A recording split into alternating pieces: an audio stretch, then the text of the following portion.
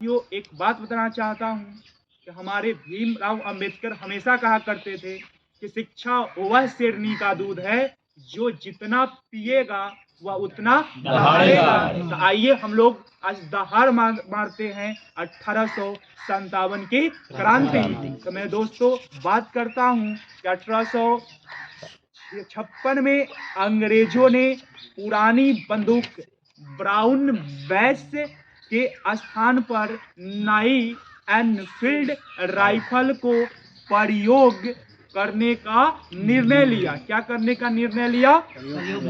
प्रयोग करने का निर्णय लिया। उसके लिए जो कारतूस बनाए गए उन्हें राइफल में भरने से पहले मुंह से खोलना पड़ता था।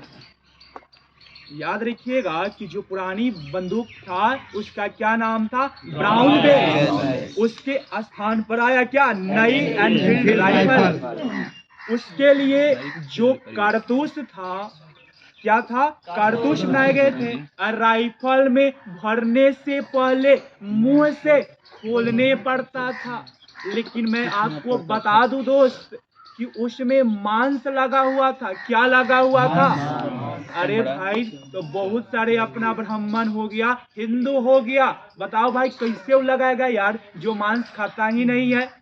अंग्रेज को करना था क्या? पाप करना था।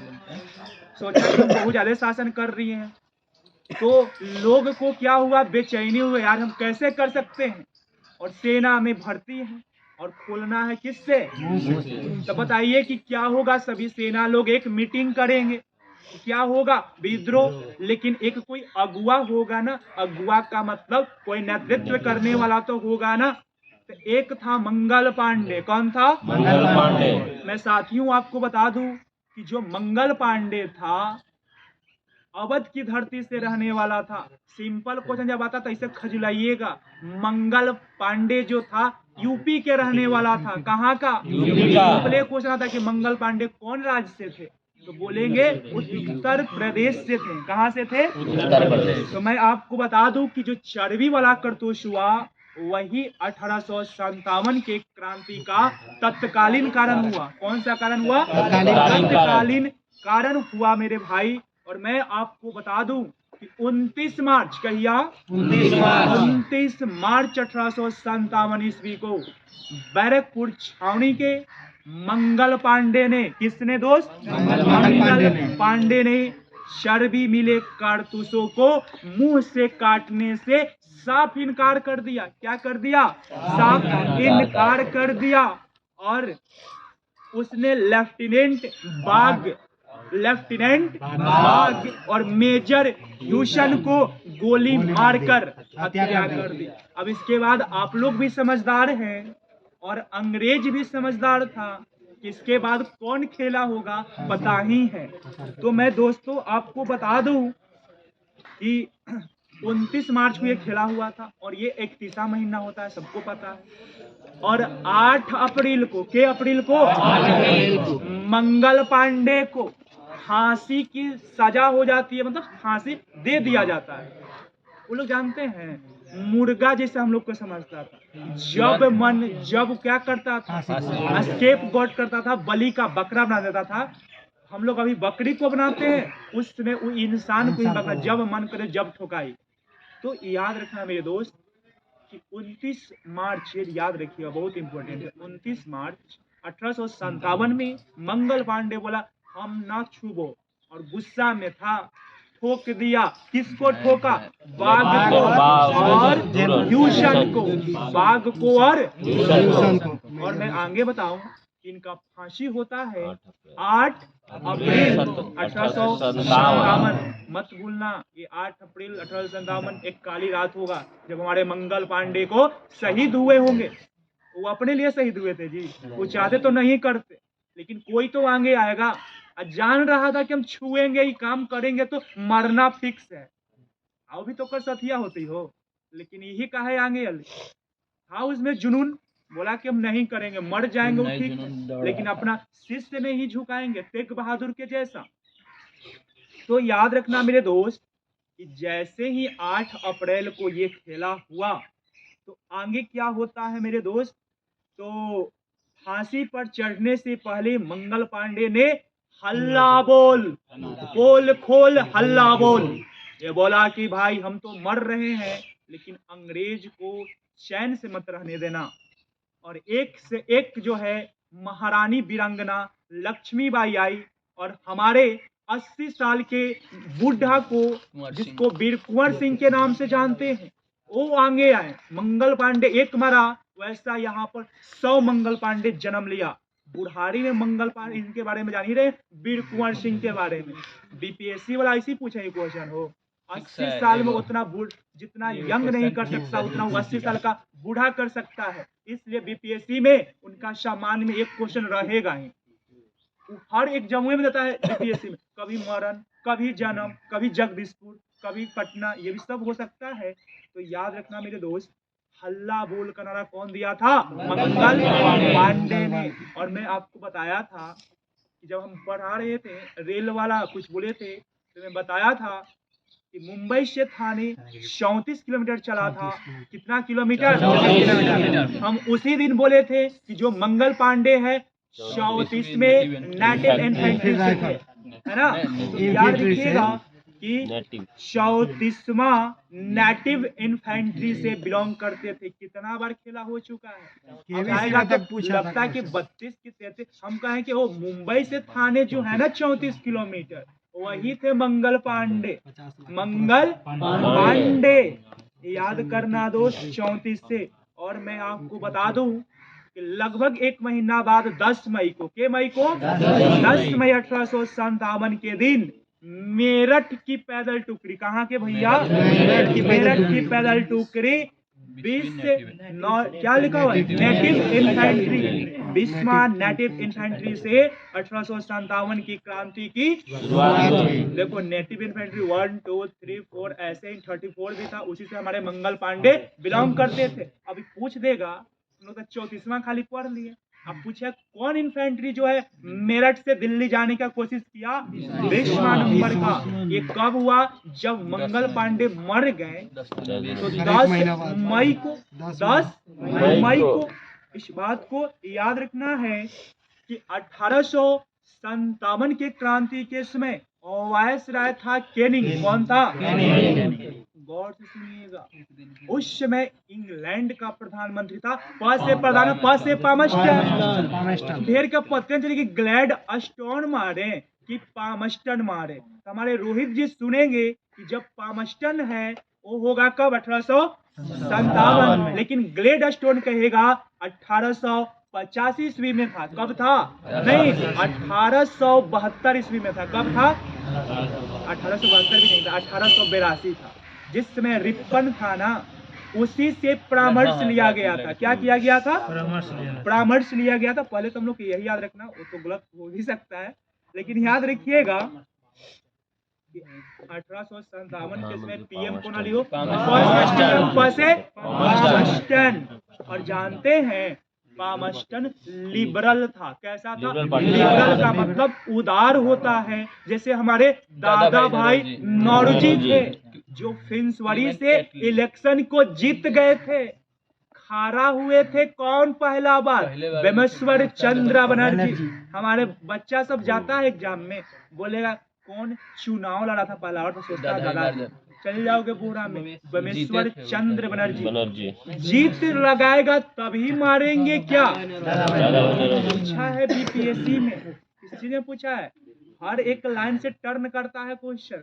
आज ही का जो आया था कितना स्टैंडर्ड क्वेश्चन था, हमारे लिए कुछ भी नहीं था वो, जब कंसेप्ट दिया था वो। और मैं आगे बता दूं, नोट वाला पूछा हुआ क्वेश्चन है, याद रखना दोस्त, 1748 में। कब मेरे भाई? 1748 में। अंग्रेजी भारतीय सेना समझते हैं? अरे हम लोग को गुलाम बना लिया, हम लोग को वो गुलाम बना लिया। लेकिन जो रिक्रूटमेंट निकलता है ना, आर्मी का रैली होता है, तो उस तरह पहला बार ये 1748 में अंग्रेजी भारतीय सेना का गठन हुआ था। क्या हुआ था दोस्त? गठन हुआ था। और मैं आपको बता दूं कि मैं लॉरेंस का नाम हमेशा लेता हूं, तो मेजर स्ट्रेंजर लॉरेंस के बारे में बहुत अच्छा से बता चुके हैं कि बहुत इतिहास में लॉरेंस का नाम आता है। मैं एक बार जरूर उसे लाऊंगा, आप लोग सभी लोग जरूर हंसिएगा। मैं इतना, वो ऐसा यूनिक लड़का है, पेक्युलियर बॉय है वो। एक बार लाएंगे तो आप लोग वैसा लड़का देखे ही नहीं होंगे। 24 घंटा में 18 घंटा पढ़ता है, एकदम पागलपन है पढ़ने के प्रति। तो मैं आपको बता दूं दोस्त कि मेजर स्ट्रिंजर लॉरेंस, मेजर स्ट्रिंजर लॉरेंस, गौर से सुनिएगा मैं क्या बोलने जा रहा हूँ। अंग्रेजी भारतीय सेना का जनक। अरे यार जानते हो क्या, कर लो मैं बताता हूँ। पूछिए को पहला बार रैली वैकेंसी आर्मी का आया था 1748 में। बोल सकते हैं ना जी, जब सेना में जा रहा है वो बोलेंगे रैली। बहुत सारे लोग वही में मर भी जाता है, नहीं बोलते मर गया, चल गया लॉरेंस ना। तो याद रखिएगा कि 1748 में लॉरेंस क्या हो जाएगा, अंग्रेजी भारतीय सेना का जनक कहलाएगा। याद रखिए आप लोग।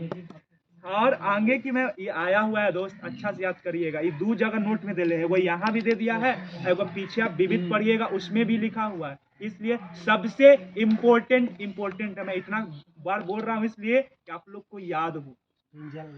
अब मैं आगे की बात करता हूँ दोस्त। जब 1857 के विद्रोह के बाद, पश्चात के मतलब होता बाद, पूर्ण रूप से पुनर्गठन किया गया। पूर्ण रूप से क्या किया गया, पुनर्गठन किया गया। और मैं आपको बता दूं जिसका मुख्य उद्देश्य था एक और विद्रोह को न होने देना, एक और विद्रोह को न होने देना, न होने देना। और मैं आपको बता दूं साथियों कि याद रखिएगा कि इसके लिए पिल कमीशन, कौन कमीशन? अरे जानते हैं क्या हुआ था भाई, इतना तबाही मचा दिया था इंडियन लोग। हमारे वीरांगना लक्ष्मीबाई मनु के नाम से जो जानते थे, बाबू वीर कुंवर सिंह, तांतिया तोपे, नाना साहेब और पांडुरंग है ना जी, रामतन्नु पांडे वाला, ये सब इतना नाक में दम कर दिया था, उसको लग गया था कि अब हम, लगता है कि अब हम यहाँ ज्यादा दिन, वो लोग खाना उना नहीं खा पाया और सब शरीर पीला हो गया। तो बड़ा चेहरा होता है, लोग पीरी आए, लोग खाना उना ना खाया है, टेंशन था बनल कि लगता है कि अब यहाँ से जाने वाले हैं। तो तिल कमीशन 1857 की क्रांति होगा मेरे भाई। और याद रखिएगा कि एक बात बताइए कि जो पिल कमीशन का रिपोर्ट आया, सेना में भारतीय सैनिकों के तुलना में यूरोपीय सैनिक के अनुपात को क्या कर दिया जाए। अरे भैया कॉमन सेंस की बात है कि जब 1748 में रैली आया पहले का बार, यानी कि पहला बार हुआ था, तो उस समय तो इंडियन लोग ज्यादा होगा, अंग्रेज का सैनिक कम होगा। लेकिन जब यहाँ वाला लोग उसको ठोकने लगा, सोचा कि अब भाई 2:1 से काम ना चल, तो अब आगे रेशियो दिया है। पहले जो था ना 1/2, कितना था, इसका मतलब क्या हुआ, 1/2 का मतलब हुआ दोस्त एगो यूरोप के और 2 लेकिन जब विद्रोह हुआ तो कहते अब ऐसे काम नहीं चलेगा, अब 2/5 करो, के पर, ये कितना बार आया है मेरे दोस्त, मैं कल्पना भी नहीं बता सकता। कि याद रखिएगा कि बहुत आसान है। देखिए यूरोप का सेना कम रहेगा ना इंडियन सेना के तुलना में, तो बोला कि अच्छा इंडिया वाला के 2 गो, हमर वाला 1 गो संभाल लेगा। जब आंदोलन हुआ, पूछा है बीपीएससी में, मजाक में मत लीजिएगा, पूछा था कि जब क्या हुआ था, जब विद्रोह हो गया मेरे भाई, तो बंबई और मद्रास में 2:5 रखा गया। बंगाल देखो क्या हुआ ना कि 2-3 जगह खेला हुआ, सुनिए ना क्या बता रहा हूँ कि बंगाल की, देखिए सबसे ज्यादा, देखिए बंगाल का मतलब उसमें था बंगाल, बिहार, उड़ीसा, झारखंड तो था ही, बंगाल, बिहार, उड़ीसा, झारखंड। तो सबसे ज्यादा विद्रोह ये नहीं हो रहा था। हम लोग कहियो पढ़े हैं कि केरला में विद्रोह हो रहा था, तमिलनाडु में, हम लोग यहाँ ना पढ़े हैं जी। तो इसको कर दिया 1:2, 1:2 का मतलब हो गया कि वह 1 यूरोप का रहेगा और 2 गो भारतीय इंडियन रहेगा, मतलब 300 है तो 100 गो यूरोप के या 200 इंडिया के। लेकिन जहां नहीं रहा तो वहां तो टेंशन नहीं ना था, बोला क्या 500 और मद्रास के और 200 यूरोप के, दोनों अच्छा से याद कर लो भैया। 500 रहा तो मद्रास के मतलब 5 अनुपात में। और 200 तो कहाँ, यूरोप के। तो याद करिएगा, ये पूछा हुआ लाइन है भाई, अच्छा से याद करना। मद्रास में 5 होगा और 2:5 का मतलब होगा 2 गो यूरोपियन 5 गो इंडियन। ये दोनों पूछेगा, गौर फरमाइएगा, इतना गौर आप लोग नहीं करोगे। अब देखो खेला होगा यहाँ, बॉक्स वाला कौन बोलता है, याद नहीं होता यार, अभी याद होगा। भारत का प्रथम स्वतंत्रता संग्राम, भारत का प्रथम स्वतंत्रता संग्राम, ये बोलेंगे बीडी सावरकर, विनय दामोदर सावरकर। बोले अलकाजियो, या भारत का प्रथम स्वतंत्रता संग्राम है, भारत का बोलना है और अच्छा से रहना है। भारत का प्रथम स्वतंत्रता संग्राम होगा बीडी सावरकर। और जानते हैं जब राष्ट्रीय विद्रोह होता है ना, तो जानते हैं क्या कहता है, राष्ट्रीय विद्रोह होता, डीजे बजा के चलो आगाज हो चुका है, नहीं बोलता है जाग जाओ मेरे साथियों, तो डीजे बज चुका है। अब तो डीजे का जमाना है ना जी। पहले एगो गांव में जानते थे मुखिया जी का चमार आता था, मुखिया जी बोल रहे हैं डम डम डम डम डम डम करते थे ना। तो उसी समय से अगर मेरे भाई बोलेगा तो यह एक राष्ट्रीय विद्रोह है, तो बोलेंगे डीजे रैली। कौन होगा, डीजे रैली। याद रखिएगा इस बात को, डीजे बजाएंगे जब राष्ट्रीय विद्रोह होगा, तो डीजे बजाएंगे, सभी लोग को बोलेंगे कि भैया विद्रोह हो गया है, डीजे रैली। अब देख भैया, यह पूर्णतः सिपाही विद्रोह था। जो लॉरेंसवा है नहीं, फिर नहीं मानेगा, फिर आ गया। ये जो लॉरेंस है और सीले नामे का, लॉरेंस और सीले, तो आप याद कर सकते कि बोले एकदम पूर्णतः। वो जानते हैं जो मेरे पास लॉरेंस बोलता है, जानते हैं भैया 1857 का क्रांति है ना, वो पूर्णतः सिपाही विद्रोह। बोले सही में, लेकिन हाँ भैया। बोले अच्छा, तो लॉरेंस, तुम गजब हो यार, सीले जैसे बोलते हो। तो लॉरेंस और सीले, लॉरेंस और सीले। तो याद रखना दोस्त, ये तो हम ऐसे याद किया को, पूर्णतः मेरा साथिया बोला था लॉरेंसवा, क्या बोला था जानते हैं भैया, 1857 क्रांति पूर्णतः सिपाही विद्रोह था। क्या था, पूर्णतः सिपाही विद्रोह था। अब देख भैया, बहुत गौर फरमाना है, यह अंग्रेज के विरुद्ध हिंदू मुसलमानों का षड्यंत्र। मैं आपको साथियों बता दूं कि सबसे अधिक षड्यंत्र करता है मुसलमान भाई। कौन करते हैं, उन लोग के मानने में शुरू से पढ़ा जाता है कि षड्यंत्र ही करो। क्या करो, षड्यंत्र ही करो। तो याद रखिएगा, टेलर सब जानते हैं ना, टेलर के दुकान में राजस्थान में यही षड्यंत्र के तहत दर्जी को छोप दिया गया था, नहीं हुआ था जी। अभी कौन एक स्टेटमेंट दी थी, उसका क्या और दिया, क्या नूपुर शर्मा के स्टेटमेंट पर उसका कोई दोष नहीं था। टेलर साहेब को बोला कि आज ऐसा तुमसे कपड़ा सिलेंगे, तुम आज अमर हो जाओगे, जाके आउटरम कर दिया दोस्त, टेलर को आउटरम कर दिया भाई। और मैं आपको बता दूं कि जो षड्यंत्र होता है वो टेलर के यहाँ हुआ था राजस्थान में। ये नूपुर शर्मा वाला नाम आप लोग सुने कि नहीं जी, आप लोग न्यूज भी देखिए थोड़ा। कल अर्जुन अवार्ड भी दिया गया 25 लोगों को, भेजे थे, आप लोग देखे थे। तो याद रखिएगा, आउटरम और टेलर, अरे जैसे टेलर का नाम तो षड्यंत्र हो राजस्थान में, और एक दो जगह मनाने वाला था लेकिन सब दबा दिया गया, नहीं तो और 2-3 लोगों का कत्ल होता। तो टेलर और आउटरम रहेगा मेरे दोस्त। तो ये बोलेगा अंग्रेजों के विरुद्ध मुसलमान और हिंदुओं का षड्यंत्र था। बोले क्या है वो, ये सब काची पर, ये सब इतिहासकार ही भाई अपन स्टेटमेंट दिया है, उसको किस नजरिया से वो देखा। और मैं बताऊं कि जो बर्बरता होता है और सभ्यता, बोला ना कि बर्बरता और सभ्यता के बीच का युद्ध था। अच्छा ये बताओ भाई, बर्बरता जो होता है होम के अंदर होगा कि घर के बाहर होगा? बर्बरता हमेशा घर के अंदर होता है। तो होम्स जैसी है तो बर्बरता कहिए होम्स, होम्स का मतलब घर, तो होम के अंदर ही बर्बरता लोग कर देता है। तो याद नहीं हो गया क्या? जैसे आएगा बर्र बर्रता, बोलेंगे होम के अंदर ही होगा बर्र बर्रता। या देखिए, अब मैं आपको बता दूं साथियों, बोलते ना हिंदू मुस्लिम सिख ईसाई आपस में हम भाई भाई, तो मैं आपको बता दूं, नहीं पता होगा, ईसाई जो होता है सबसे धनी होता है। क्या होता है? धनी को इंग्लिश में बोलते हैं रिच। क्या बोलते हैं? रिच। रिच नहीं है, रिच बोलना है यार। रिच का मतलब धनी, रिच का मतलब तो बोल नहीं देंगे क्या? या धर्मांधों का जैसे ईसाई आते ही ना उसी ठोक भाई रिच, समझ आता तो ऐसे ठोकते हैं वो ईसाई तो पक्का धनी होगा। रिच ओ बर्बरता, ये तो होम्स के अंदर होगा। हो गया बर्बरता। और षड्यंत्र तो टेलरवे के पास हुआ था, षड्यंत्र नहीं हुआ। डीजे बजाएंगे कब? यह एक राष्ट्रीय गीत था तो डीजे बजा दो। अच्छा ये था भारत का प्रथम स्वतंत्रता संग्राम। अरे विनय दामोदर सावरकर, जिसने अंडमान निकोबार में उसके दीवार पर इतिहास लिख दिया था, उसी का नाम है विनय दामोदर सावरकर। याद नहीं हुआ? ये इतिहासकार है ना, विनय दामोदर सावरकर।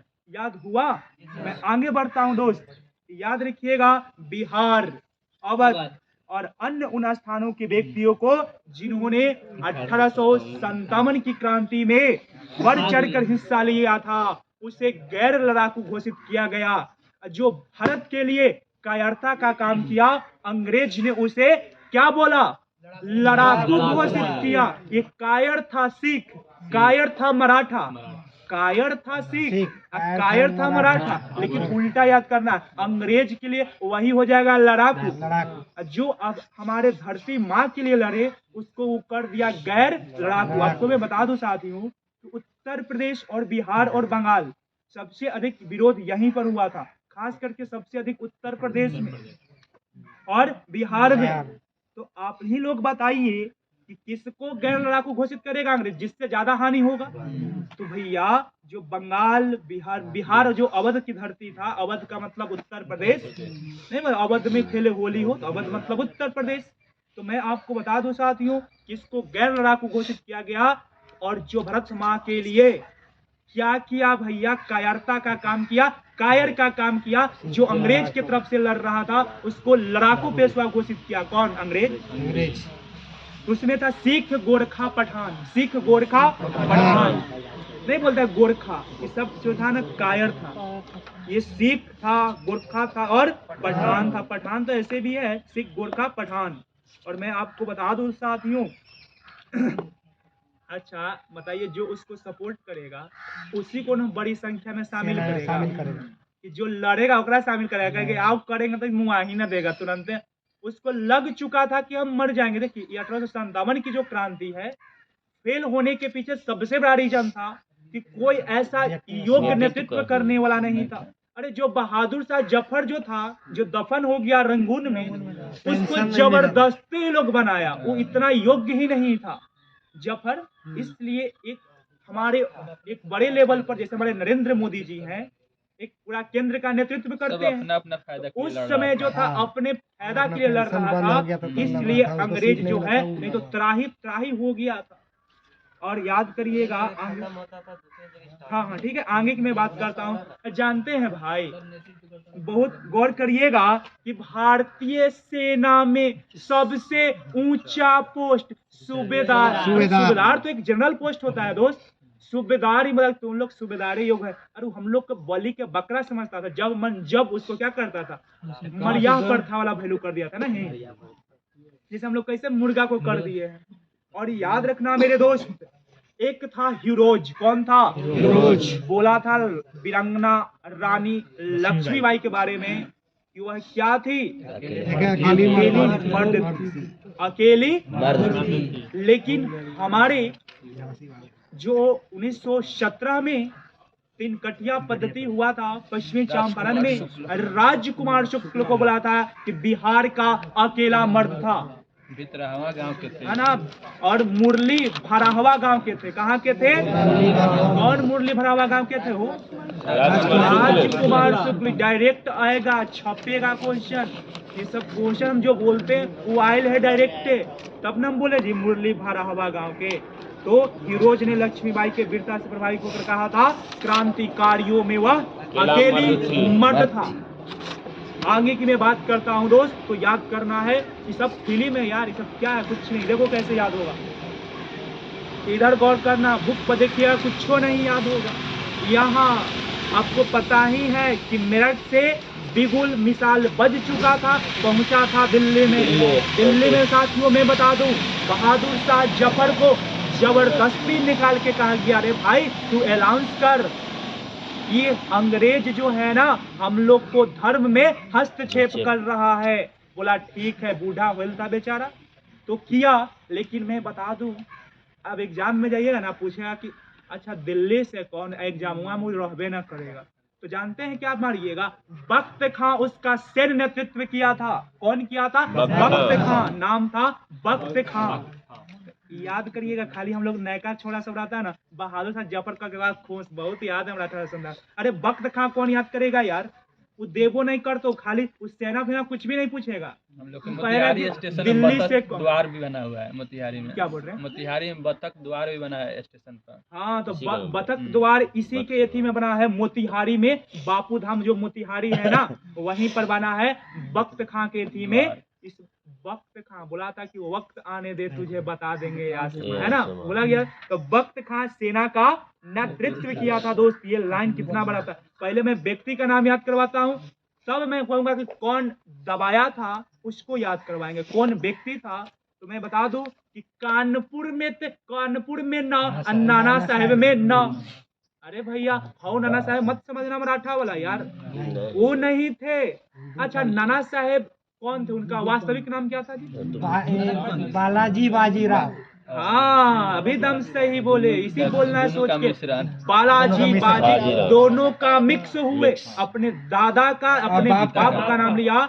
और मैं बता दूं साथियों कि पानीपत का जो तृतीय युद्ध हुआ 1761 ईस्वी में अहमद शाह अब्दाली और मराठों के बीच, जिसमें मराठा बुरी तरह से पराजित हो गया और इस हार का सदमा नहीं कर पाए नाना साहेब और टपक गए।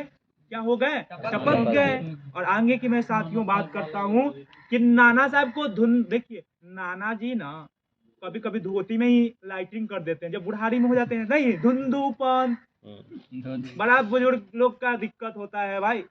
इसलिए अच्छा कर्म करिए कि वक्त आने पर तुरंत भगवान उठा ले, सब काला मर जाएंगे उन्हें ठीक रहेगा जी।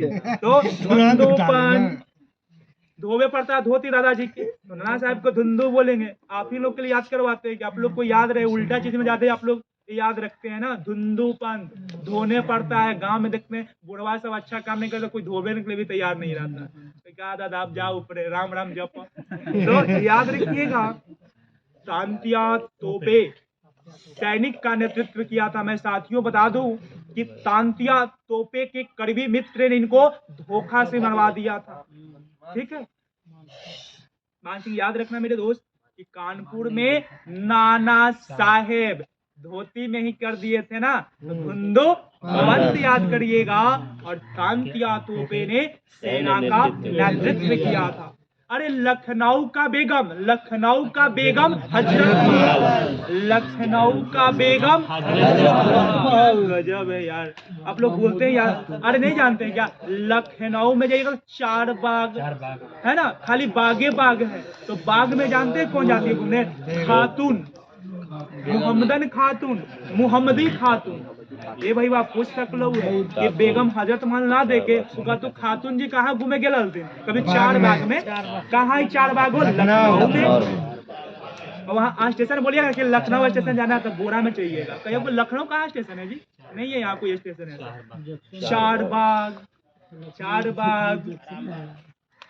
आइए, झांसी की रानी लक्ष्मीबाई का बचपन का नाम मनु था। क्या नाम था? मनु था। और इनका जन्म कहाँ हुआ था? इलाहाबाद में हुआ था। कहाँ हुआ था? इलाहाबाद में हुआ ना। दोबारा ये आया हुआ क्वेश्चन है, मेरा एग्जाम 2017 में दिए थे तो पूछा था कि रानी लक्ष्मीबाई के जन्म कहाँ? पहला ऑप्शन वाली झांसी। ढेर झांसी में घुस गया और चल गया बोरा में, होगा राइट आंसर हेपू की नगरी वाराणसी। हमारे नरेंद्र मोदी की नगरी और वाराणसी की धरती पर वीरांगना लक्ष्मीबाई का जन्म हुआ था। और ये जो है कौन सा युद्ध में मारी गई? ग्वालियर। बीपीएससी में पूछा था, ये बीपीएससी में यही बार पूछा था। हाँ तो याद रखना दोस्त। और आगे की मैं बात करता हूँ इलाहाबाद से लियाकत अली। इलाहाबाद से लियाकत अली जानते हैं? इलाहाबाद जाइएगा तो लेकर आइएगा, जानते हैं कौन वाला अमरूद, ललगुदिया अमरूद लेकर आइएगा, वहाँ बड़ी फेमस है। कौन अमरूद भैया? लाल गुदिया। इलाहाबाद में लेके आई है काची लाल गुदिया अमरूद, तो लियाकत अली। अरे जगदीशपुर से तो वीर कुंवर सिंह है ही। बरेली देखिए, बरेली में बोलते हैं ना, झुमका गिरल बरेली के बाजार में, तो खाली झुमके गिरे कि कुछ और कर, हम बताते हैं क्या करना है। बहादुर वहां पर जाइएगा तो झुमका तो ले ही लीजिएगा और नाश्ता भी करवा दीजिएगा। जिनको ले जा रहे हैं लेने के लिए तो झुमका तो गिरा देना है, लेकिन कोई बात नहीं, झुमका गिर गया फिर मैं खरीदवा दूंगा। लेकिन चलिए खाना उना भी खा लीजिए। तो बोलेंगे वो बरेली खान बहादुर खान, अरे बरेली खान बहादुर खान। और इसको दो करके आइए, टेंशन मत लो यार, हम है ना। झुमका कौन बड़ी चीज होता है, तो झुमका होगा बरेली से, कहीं 2 बार को 1 बार, 2 रसगुल्ला ने 4 वो खाओ, टेंशन मत लो, हम है ना। तो बहादुर खान बहादुर, ये भाई वाह अच्छा से याद रखिए। यही स्टेशन पर हमारे भैया रहलन फैजाबाद पर, इनका भी मेरा भैया का ड्यूटी है। फैजाबाद का अयोध्या भी नाम है, अयोध्या कैंट नाम भी है ना। तो याद रखना मेरे दोस्त, फैजाबाद में मेरा भैया जी रहते हैं। तो मैं बता दूं कि फैजाबाद मौलवी अहमद उल्ला, जानते हैं क्या हुआ? हम वहाँ जैसे ही गए थे ना फतेहपुर में, तो भैया के पास गए थे। तो क्या हुआ कि भैया हमें ट्रेन पकड़वाने आए, तो फिर चले गए, ठीक है हमारी ड्यूटी है, हम जा रहे हैं, तुम पकड़ कर चले जाना। नंदन कानन से आ रहे थे, तो हम खरीद लिए केला। क्या खरीद लिए? केला। जैसे ही लेकर स्टेशन पर आए ना, हमारे साथ तो अजीब हो गया कि सब केलवा छीन लिया बंदर और थपियाने भी लगा। बोले अरे यार, बोला कि अरे भाई इधर से भागो नहीं तो खा जाएगा, तो केलवे ने खाया है। अजीब हाल हो गया मेरे साथ। तो याद करेंगे क्या? मौलवी अहमद उल्ला। हमारा बहुत लगता है यार मौलवी तौलवी की जगह आ गए, बेकार हुआ कि याद रखना है। ये सबसे ज्यादा घोर विद्रोह और किया था। सबसे अधिक अंग्रेज का विरोध कौन किया था मेरे भाई? तो मौलवी अहमद उल्ला। कितना? 50,000 इनाम रखा गया था मेरे भाई। ये पूछता है भाई, याद कर ले भाई। मोस्ट वांटेड को हम जो बोलता हूँ वो वांटेड ही रहेगा, इसीलिए हमको यही देखिए। आप कहाँ बुलाइएगा मैं बताऊँ? एक आप बुलाइएगा कहाँ? तो एक फैजाबाद में बुला सकते हैं, एक आप बुलाइएगा कहाँ पे? तो मैं आपको बता दूं फतेहपुर में। देख भाई वाह, कितना खुशी की बात है कि फैजाबाद के जस्ट सतले पड़ता है फतेहपुर। मेरा भैया यहाँ ड्यूटियाँ किए, स्टेशन एक को नहीं रहता, हमेशा 5 साल पर चेंज होते रहता है। तो कभी रहेगा फतेहपुर में, आप लोग नेट पर मार सकते हैं। सत्य खागा आएगा तब सत्यनारायणी स्टेशन है, तब फतेहपुर है, तब फैजाबाद जिला भी है। तो ये फतेहपुर में भी मैं गया हूँ। अजीब अजीब मुल्ला ऊपर में था, अहमद उल्ला, मौलवी अहमद उल्ला, और फतेहपुर में है अजीम उल्ला। कैसन ये दोनों फंसिएगा और बुरा में जाइएगा, ये हमें पता है। जब आएगा ना, ओ माय गॉड हाई वाला मार लिखो। अरे यार अब वही याद कर लेना भाई कि फैजाबाद में मौलवी साहब जो बंदर रखे हुए थे, हमारा तो बहुत दिक्कत किया भाई। हम इसलिए नहीं बोलते हैं मौलवी साहब को, तो मौलवी आएगा पक्का फैजाबाद हो, नहीं हो होगा फैजाबाद ही होगा। और ओकरे बगले में ही फतेहपुर, और फतेहपुर सिकरी मत समझिएगा, नहीं तो बुरा में जाइएगा। फतेहपुर जो है ना, सत्यनारायणी का अगला स्टेशन फतेहपुर ही पड़ता है। तो याद रखिएगा फतेहपुर में अजीमुल्ला। ट्रेन में आप लोग कभी भी जाइएगा तो स्टेशन देखते हुए जाइएगा, बहुत सारा चीज ऐसे ही याद हो जाएगा।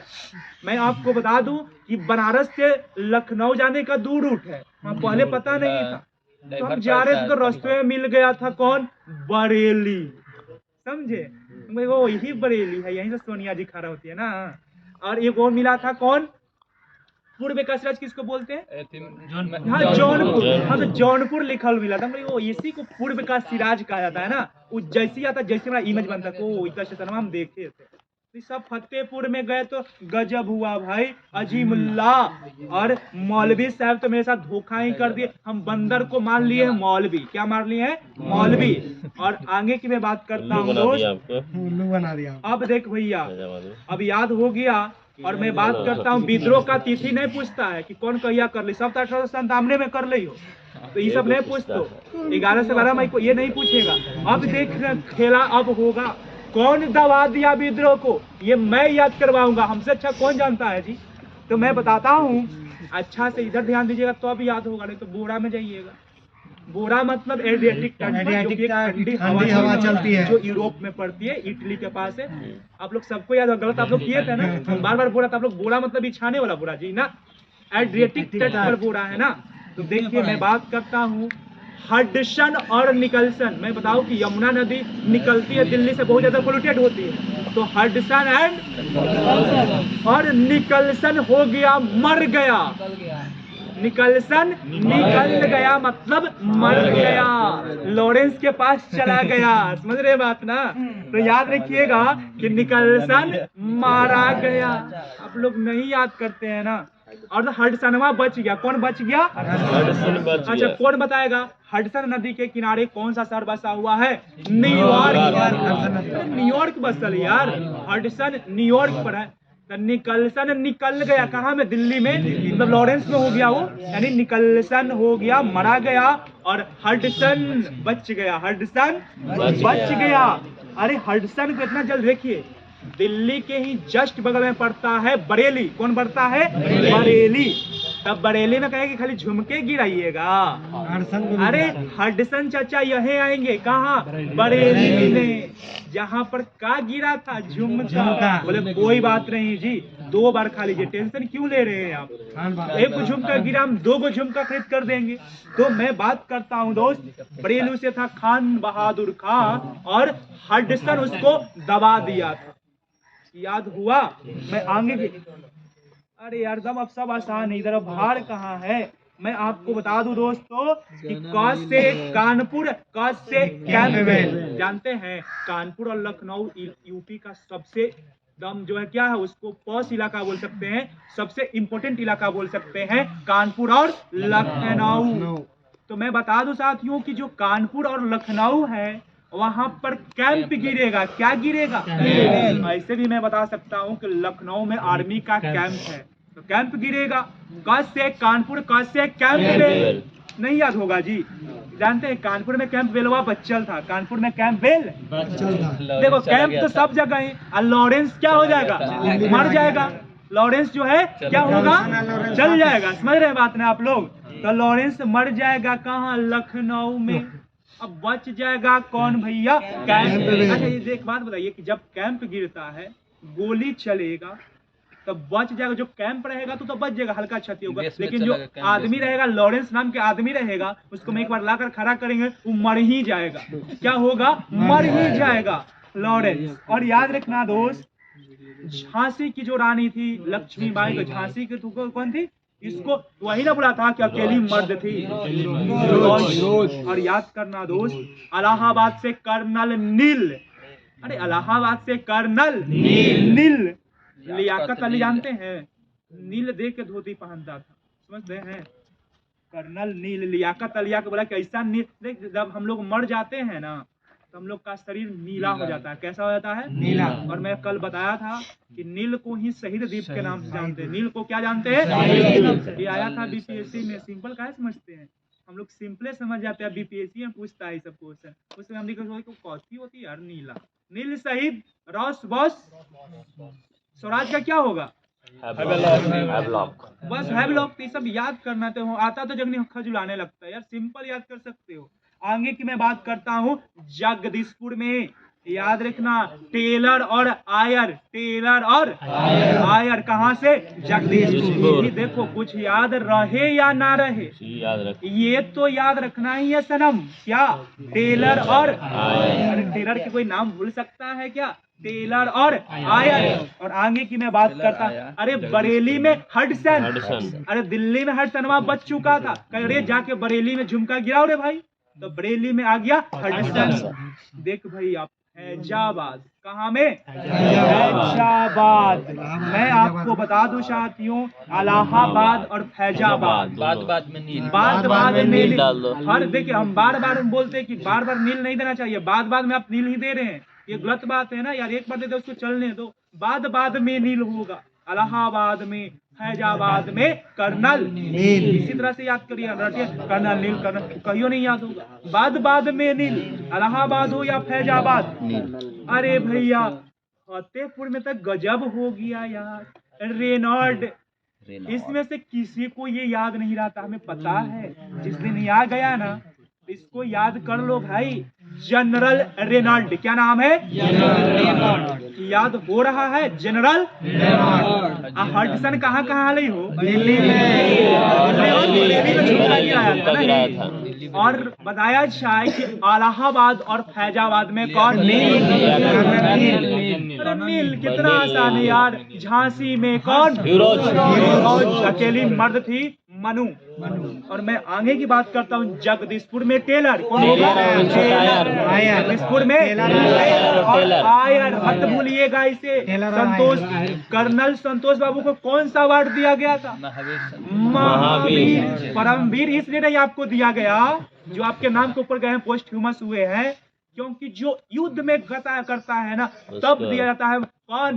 परमवीर। महावीर तो ऐसे ही बॉर्डर पर शांति उन्नति के लिए दिया गया ना जी, तो इसलिए आपको दिया गया, आपके साथी को महावीर। अच्छा, कर्नल संतोष बाबू कौन राज्य के हल थे? हाँ याद रखिएगा, ऐसा नहीं कि BRC रेजिमेंट से थे, दानापुर से। और उस दिन शायद वहीं थे, दानापुर में हम थे। आया था लास्ट, तो हम लोग गए थे, भारत माता की जय कर रहे थे, लेकिन वो आंध्र प्रदेश तेलंगाना साइड के थे। तो पूछेगा, करंट का मुद्दा है, महावीर चक्र किसको? कर्नल संतोष बाबू को।